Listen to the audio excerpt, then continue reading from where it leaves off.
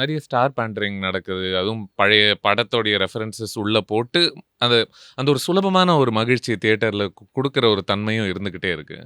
Am how do you see this overall? ஒரு ஒரு பெரிய ஸ்டார் பயங்கர ஃபாலோயிங்கோட நம்ம படத்தில் வராங்கன்னா அதை இக்னோர் பண்ண முடியாது.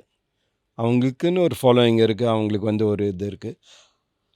அதை நம்ம மனசில் கிளியராக புரிஞ்சுக்கணும். நான் வந்து ஒரு பெரிய ஸ்டார்கிட்ட போய் மௌன ராகம் பண்ணுங்க அப்படின்னு சொல்ல முடியாது.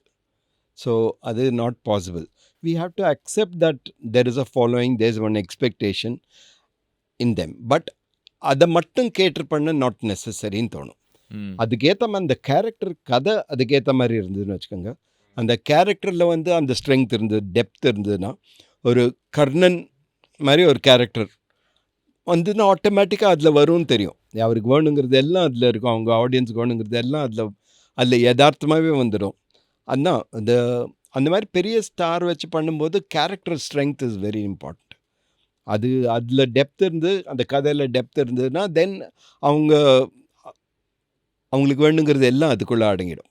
சம்மர் ஹாலிடேஸ் வந்தாச்சு, நம்ம ஜிடி ஹாலிடேஸும் வந்தாச்சு.